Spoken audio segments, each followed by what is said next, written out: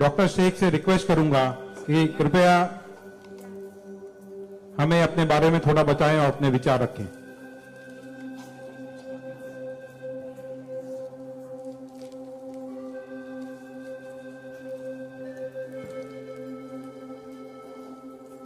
सबसे पहले तो मैं अल्लाह रब्बुल इज़्ज़त की बहुत ज़्यादा शुक्रगुजार हूँ कि उसने मुझे इतनी इज़्ज़त दी और इस मकाम तक पहुँचाया कि मैं अपनी लाइफ के जो फैक्ट्स हैं, जो जर्नी में आपके साथ शेयर कर सकूं। मैं बहुत ज़्यादा शुक्रगुजार हूँ भारत विकास परिषद की प्रेसिडेंट सुनील शाह की, और उससे ज़्यादा शुक्रगुजार हूँ यहाँ पे हमारे प्यारे डॉक्टर अनिल मुरारका सर की, जिनके सपोर्ट की वजह से हम बहुत सारी जगह पे जाते हैं और लोगों को मोटिवेट करते हैं। और जितना डॉक्टर अनिल मुरारका सर एक डिसेबिलिटी को लेकर जितना कंसर्न है, उतना मैंने किसी को नहीं देखा। तो I really thankful for him for that. 2008 मैंने अपना 10th क्लियर किया था। मैंने टॉप किया था पूरे जोगेश्वरी में विद 92.15% लेकर, और मेरा ख्वाब था कि मैं डॉक्टर बनूं और लोगों को सर्व करूं। मैं मिडिल क्लास से ताल्लुक रखती हूँ। मेरे जो अब्बू हैं वो वेजिटेबल वेंडर हैं, तो हमारे घर पे बहुत फाइनेंशियली प्रॉब्लम थी। तो मेरा बस एक ख्वाब था कि मैं डॉक्टर बनूं, लोगों की हेल्प करूं, और उसके लिए मैंने साइंस में एडमिशन लिया।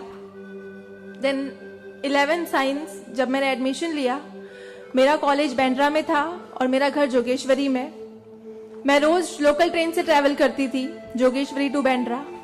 7 October 2008 that was the day जब मैं कॉलेज से घर वापस आ रही थी। मेरे सेमेस्टर चल रहे थे उस वक्त, और सुबह 10 बजे का वक्त था। 10 बजे आप सब लोग मुंबई से बिलोंग करते हैं, सबको पता है लोकल ट्रेन में बहुत रश आर होता है। वो ट्रेन जब अंधेरी से निकली, मैं अपनी सीट से उठी और मुझे नेक्स्ट स्टेशन मेरा जोगेश्वरी था, मुझे वहां उतरना था। लेकिन मेरे सीट से उठने और स्टेशन के आने तक के बीच में वो एक लम्हा था जिसमें मेरी पूरी जिंदगी बदल गई। मैं जब सीट से उठी, उसके नेक्स्ट मोमेंट मैंने अपने आप को ट्रेन की पटरियों के नीचे पाया, और जब मेरी आंखें खुली तो वही ट्रेन जिसमें मैं ट्रैवल कर रही थी वो मेरी आंखों के ऊपर से बहुत तेजी से गुजर रही थी। एक लम्हे को लगा कि मैं कोई ख्वाब देख रही हूं, लेकिन जब ट्रेन पूरी तरह से मेरे पैरों से गुजर गई, मैं वहां हेल्पलेस थी। और जब बहुत दूर जाके किसी ने चेन रोकी, वो ट्रेन रुकी, और उस ट्रेन को रुकता हुआ देखकर मुझे एहसास हुआ कि मैं कोई ख्वाब नहीं देख रही हूं, मैं सच में ट्रेन से गिर चुकी हूं, और मैंने अपनी दोनों टांगे उस ट्रेन के पहियों के नीचे आ गई है जिसमें मैं ट्रैवल कर रही हूं। वो पूरी 12 डब्बे की ट्रेन मेरे पहियों से गुजर गई, किसी ने चेन रोकने की हिम्मत नहीं की। और मैं जब वहां गिरी तो लोगों ने मुझे देखा, और 10-15 मिनट बाद काफी लोग आए, मेरे आसपास खड़े हो गए।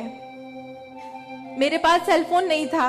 मैंने अपनी बैग से उस वक्त डायरी निकाली, मैंने लोगों को फरियाद की, बहुत रिक्वेस्ट की, बहुत रोया वहां पर कि मेरे घर पे एक फोन कॉल करके बता दो कि मैं यहाँ पे हेल्पलेस पड़ी हूँ विथ हेवी ब्लीडिंग, मेरे बचने की कोई चांस नहीं है। एटलीस्ट मेरे घर वालों को पता होना चाहिए कि मैं यहाँ पे इस हालत में हूँ, मुझे लावारिस लाश बन के नहीं मरना है। बट उस वक्त मैं यही कहूंगी कि अल्लाह ताला की मसलहत थी। अल्लाह ताला उस वक्त जो मेरी तकदीर में था, किसी ने मेरी हेल्प नहीं की, और मैं वहां पे 30 मिनट ऑलमोस्ट मैं ट्रैक पर विथ हैवी ब्लीड, मेरे दोनों पैर ट्रेन के पहियों के नीचे आ गए थे। मैं उसी हालत में पड़ी रही और मैं कॉन्शियस थी। मैं बस लोगों के सामने रो रही थी कि मुझे कोई पानी पिला दो, कोई घर वालों को कॉल कर दो, लेकिन किसी ने हेल्प नहीं की। And after 30 minute I got railway help. Then मुझे गवर्नमेंट हॉस्पिटल लेकर जाते हैं, वहां पर भी कुछ ओटी स्ट्राइक होता है, मुझे फौरी ट्रीटमेंट नहीं मिलता है। एंड देन मेरा एक्सीडेंट सुबह 11 बजे होता है और मुझे 6 बजे जब मेरी फैमिली प्राइवेट हॉस्पिटल लेकर जाती है, then I got a treatment. And उसके बाद 16 साल की थी मैं जब मेरे साथ ये एक्सीडेंट हुआ। आप समझ सकते हैं 16 साल की उम्र में 1 मिनट में मेरे 2 पैर कट गए थे, मैं डिसेबल हो गई थी, मैं हेल्पलेस हो गई थी, मैं खुद से उठ नहीं पा रही थी, ना बैठ पा रही थी, ना एक तरफ से दूसरी जगह मूव हो पा रही थी। मैं मेंटली डिसेबल हो गई थी, फिजिकली डिसेबल हो गई थी और फाइनेंशियली कंडीशन भी काफी वीक थी। वो सारी चीजें मेरे दिमाग में चल रही थी और जब लोग मुझे देखने आते थे तो कुछ लोग हमदर्दी में नेगेटिव कमेंट्स भी करते थे कि 16 साल की बच्ची है, 2 पैर खो दिए हैं, सारी जिंदगी माँ बाप के ऊपर बोझ रहेगी, ये जिंदा क्यों है, इससे अच्छा ये मर जाती। ये सारी बातें लोग आके जब मेरे सामने करते तो मेरे जहन में वो सारी बातें चलती कि सीरियसली मुझे अल्लाह ने जिंदा क्यों रखा। जब मुझसे दोनों पैर ही लेने थे 16 साल की उम्र में, मैं खुद से मूव नहीं कर सकती हूँ, मेरी मम्मी को इतना सब कुछ झेलना पड़ रहा है। जिस उम्र में मुझे अम्मी की हेल्प करनी चाहिए उस उम्र में वापस से मम्मी मुझे गोद में उठाकर लेकर जा रही है, वापस से मेरी खिदमतें कर रही हैं। तो मेरी जिंदगी का मकसद क्या है? मुझे दोबारा जिंदगी क्यों दी अल्लाह ने? मैं बहुत शिकायतें करती थी अल्लाह से, मैं बहुत रोती थी, लेकिन उस मुश्किल वक्त में मेरे कॉलेज, मेरे स्कूल टीचर्स और बहुत से ऐसे नेक बंदे भी थे जिन्होंने मुझे हौसला दिया। उनमें सबसे पहले मेरी फैमिली आती है, मेरी बड़ी सिस्टर की फैमिली आती है। मेरी मम्मी ने मुझे एक जुमला कहा जो जिंदगी भर और मैं हर फंक्शन में बोलती हूँ, वो कि बेटा तुम रो मत, तुम्हारे साथ आज जो ये हादसा हुआ है, अल्लाह ने तुमसे सिर्फ 2 पैर लिए हैं, तुम्हारे पास तुम्हारा दिमाग है, तुम इतनी फास्ट ट्रेन से गिरी हो, तुम्हारे सर पे चोट लग सकती थी, तुम्हारी जान जा सकती थी, लेकिन अल्लाह ने सिर्फ तुमसे 2 मामूली पैर लिए हैं। क्या पता फ्यूचर में तुम्हारे लिए बहुत कुछ रखा हो। तब मुझे बातें उनकी समझ नहीं आती थी, लेकिन अल्हम्दुलिल्लाह अल्लाह का लाख लाख शुक्र है कि आज इस मौके पर जब लोग मुझे एज अ इंस्पिरेशन समझते हैं, एक आइडियल करते हैं, तो मुझे समझ में आता है कि मेरी अम्मी सच बोलती थी कि हौसला रखो, सिर्फ 2 टांगे गई है। आज मैं जब अपने प्रोस्थेटिक लेग से चलती हूँ तो लोगों को पता नहीं चलता कि मेरे पास 2 पैर नहीं है, मेरा एक पैर थाइस के पास से नहीं है, दूसरा नी के पास से नहीं है, बट लोगों को ये अंदाजा नहीं होता है। तो बस मेरी अम्मी ने जो एक बात कहा था कि अल्लाह पे यकीन रखो बच्चा, तुम्हारे साथ जो हो रहा है और जो होगा वो सब अल्लाह ने प्लान किया हुआ है, तुम बस हिम्मत मत हारो कभी भी और बस डटे रहो अपने जुनून के पीछे कि तुम्हें डॉक्टर बनना है। तुम्हारी 2 टांगे नहीं तो क्या हुआ, तुम्हारे पास दिमाग है, तुम ज़हीन हो, तुम आगे बढ़ो। और क्या पता तुम आगे लोगों को आइडियलाइज कर, लोग तुम्हें आइडियलाइज करें इस चीज को लेके। मेरे doctor Sanjay Kantharia, orthopaedic surgeon, उन्होंने सबसे ज्यादा सपोर्ट किया इस बात को लेकर कि तू डॉक्टर बन। मैंने अपनी जीने की उम्मीद छोड़ दी थी, डॉक्टर बनने की उम्मीद छोड़ दी थी, लेकिन जब उन्होंने मुझे बताया कि तुम डॉक्टर बन सकती हो, तुम बनो, देन मैंने प्रिपरेशन स्टार्ट की। सीईटी कॉमन एंट्रेंस टेस्ट होता है to getting admission in medical college, मैंने वो क्रैक किया। I got 3rd rank all over Maharashtra in PH quota. And after that मुझे बहुत खुशी हुई कि मैंने 3rd रैंक क्लियर किया है। Now I got admission, I will get admission in MBBS. But वहां पर भी एक प्रॉब्लम थी मेरे लिए कि मुझे डिसेबल परसेंटेज 89% डिसेबल हूं मैं, और मेडिकल में एडमिशन के लिए 40 to 70 there is a criteria to get admission for MBBS. मैं मोर देन 70% डिसेबल हूँ, ये कहकर मुझे उन्होंने डिनाई किया कि आप एलिजिबल नहीं हो, आप एमबीबीएस में एडमिशन नहीं ले सकते हो, आप डॉक्टर नहीं बन सकते हो। तो उस बात को लेकर मैं बहुत डिप्रेस हो गई। देन मैंने वापस अपने डॉक्टर से हेल्प मांगी, उन्होंने मुझे एक मशवरा दिया कि आप हाईकोर्ट जाओ, बॉम्बे हाईकोर्ट। और जिस बात के लिए एक नॉर्मल स्टूडेंट को सिर्फ पढ़ाई करनी होती है, अच्छा रैंक लाना होता है, मुझे उस चीज के लिए मैंने वो किया, लेकिन उसके बाद भी मुझे बॉम्बे हाईकोर्ट जाना पड़ा। एंड मैं गई, मैंने अब हार नहीं मानी और मैं गई, बिकॉज वो मेरा हक था, मुझे डॉक्टर बनना था। और जब मैंने वापस अपनी नॉर्मल जिंदगी स्टार्ट की अपने प्रोस्थेटिक लेग से, मैंने आना जाना शुरू किया, अकेले ट्रेन ट्रैवल करना शुरू किया, देन मैंने रियलाइज किया कि मेरे अंदर कोई कमी नहीं है, मैं एक नॉर्मल लड़की हूँ, मेरे पास पैर नहीं तो क्या हुआ, मैं लोगों को सर्व कर सकती हूँ, मेरे अंदर पैशन है डॉक्टर बनने का। तो मैंने वो बस अल्लाह पे यकीन रखा और मैंने ये सोचा कि अगर अल्लाह ने मेरी किस्मत में रखा है डॉक्टर बनना तो मैं जरूर कोर्ट में फाइट करूंगी।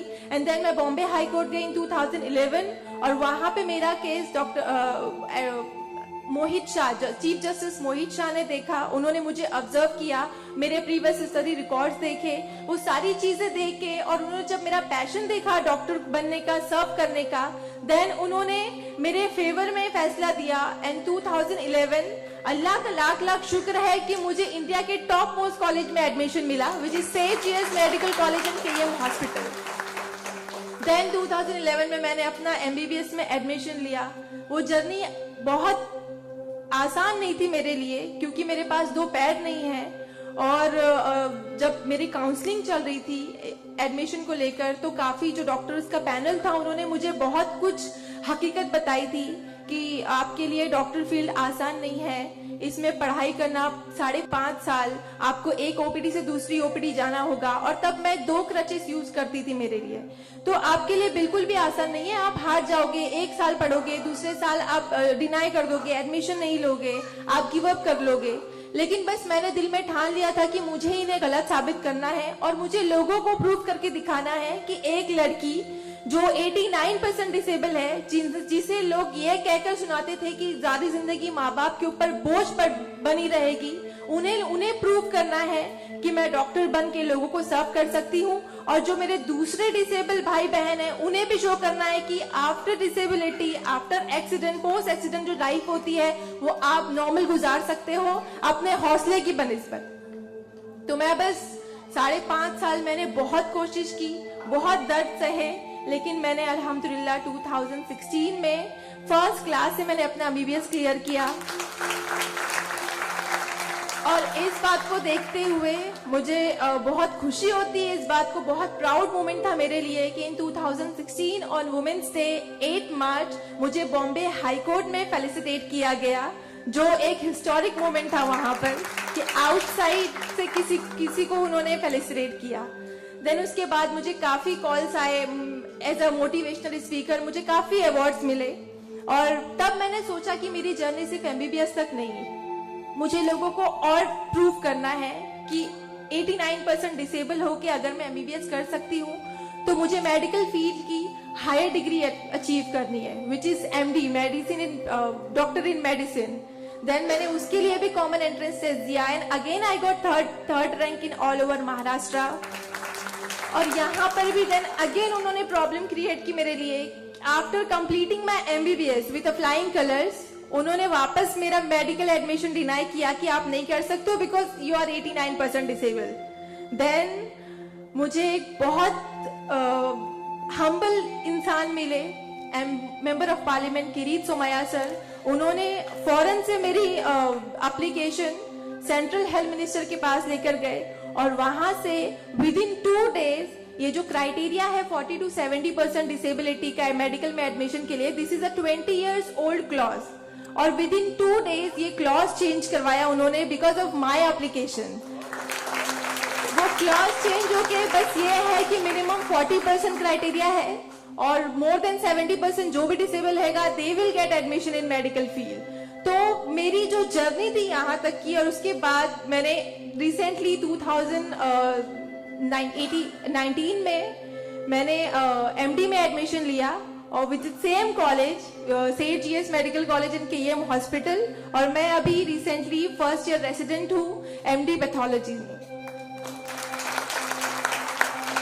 मेरी जो यहाँ तक की जर्नी है, मैंने बहुत अच्छे से तो नहीं बताया आपको, लेकिन बहुत सारी बातें मिस है इसमें बिकॉज मेरे पास टाइम नहीं है, आप लोगों को भी लेट हो रहा है। लेकिन ये सारी जो मेरी जर्नी है, ये सब बताने का मकसद यही है आप लोगों को कि जिंदगी में देखो चाहे कुछ भी प्रॉब्लम आए, बिकॉज मेरी लाइफ में मुझे लगता है कि सारी प्रॉब्लम्स थी, फाइनेंशियल प्रॉब्लम्स थी, फिजिकल प्रॉब्लम थी, मेंटल प्रॉब्लम थी, सारे ऑड्स थे मेरी लाइफ में, लेकिन मैंने बस 2 चीजें ध्यान में रखी।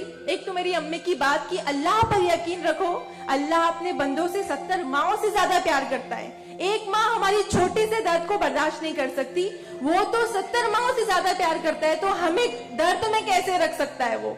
तो उसने जरूर कुछ अच्छा रखा है हमारे लिए। अगर छोटी सी प्रॉब्लम आई जिंदगी में तो उससे हार नहीं मानो, उससे लड़ना सीखो, हमेशा अपना हौसला जिंदा रखो, बिकॉज आपके पास अगर हौसला है तो आपकी लिए जिंदगी जीने की उमंग रहेगी, बिकॉज बगैर हौसले के कोई जिंदगी नहीं जी सकता। तो आप लोग प्लीज, अगर छोटी से छोटी प्रॉब्लम भी आए, कोई भी परेशानी आए, आप लोग लड़ना सीखिए और जिंदगी जीना सीखिए। बिकॉज मेरे एक्सीडेंट के बाद मुझे लगा मैं इतनी सारी कोशिशें नहीं करती तो मैं आज यहाँ पर खड़ी होके एज अ डॉक्टर आप लोगों से इंटरेक्ट नहीं हो रही होती। तो बस कभी भी हार मत मानिए। और ये एक शेर है आप सबके लिए, हौसले की तुर्कश में कोशिश का वो तीर जिंदा रख। तरकश मतलब जिसमें तीर रखते हैं। हौसले की तरकश में कोशिश का वो तीर जिंदा रख। हार चाहे जिंदगी में सब कुछ, हार जा चाहे जिंदगी में सब कुछ, मगर फिर भी जीतने की उम्मीद जिंदा रख। Thank you so much, thank you all of you मुझे इतने अच्छे से सुनने के लिए। और मैं बहुत ज्यादा थैंकफुल हूँ डॉक्टर अनिल सर की और भारत विकास परिषद की कि उन्होंने मुझे इतना सुनहरा मौका दिया आप लोगों से इंटरैक्ट का। Thank you. धन्यवाद।